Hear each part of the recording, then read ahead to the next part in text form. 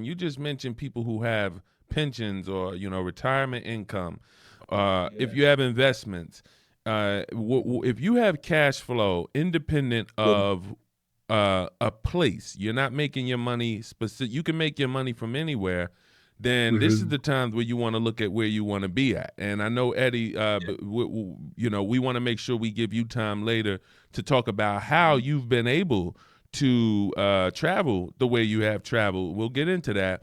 But I want to make sure people know if you have basically cash flow, even a pension or Social Security, I mean, there's some incredible places that you can live right now.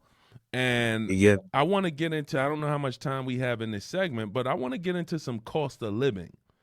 Some cost, because some of the videos that caught my eye, and I think that have caught a lot of people's eye, Eddie, is when you make these cost of living videos where you show this is what you can get for $200 US a month. This is what you can get for $800 or $1,000 US a month. Why don't you take us through from a cost of living standpoint? You're talking to somebody who's bringing in $60,000 US. It could be from investments. It could be from rental income. It could be from, whatever the cash flow is coming from, Social Security. And now they're like, my quality of life here in the U.S. on $60K is not really what it used to be 20 years ago. They're looking for other places. What have you seen country-wise, cost of living being the best to the most expensive in your journeys?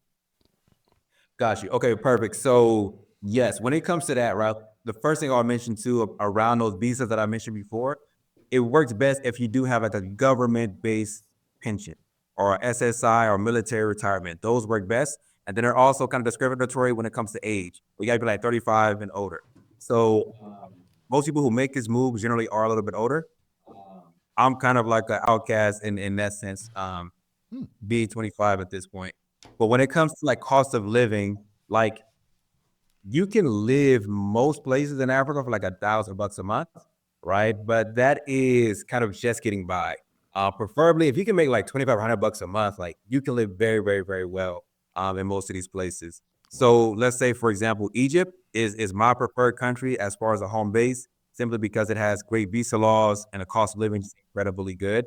So just to even give you a comparison between Egypt and what I am now in South Africa, this bottle of water will cost me like $1.20. It's like 1.5 liters. So it's maybe twice the size of a 16 ounce.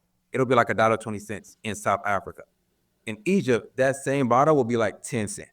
Wow. So that's like, and it's insane cost of living in Egypt. So like you can get meals in Egypt for $1 and like a full meal and be like, cool. So your cost of living is insane there. Now, other countries, let's say, for example, Uganda, which is where I spend a lot of time as well, the cost of living is low technically, but you end up spending a lot of money because you don't want to live like a local. And people make that mistake of trying to live like a local, but you don't want to be showered out of a bucket. Like, no, we have a certain policy market we're used to, and we cannot just adjust to live like a local. And so even though the cost of living may be cheaper in certain countries, especially like the sub-Saharan African countries, you end up spending a lot more to get the creature comforts that we're used to, right? So you may go to a lot of places that they don't even have a hot water heater. So you're taking cold showers all the time, right? And so if you're a man, maybe you can deal with that, but your wife is not going to allow that. I can't deal with it.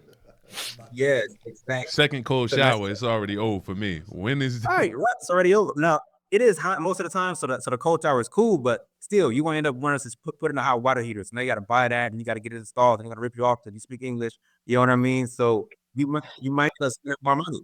You know, so yeah, that's like the cost of living, man. $1,000 you can live pretty much anywhere, but you're gonna live basic. $2,500 you can live a nice life in most countries.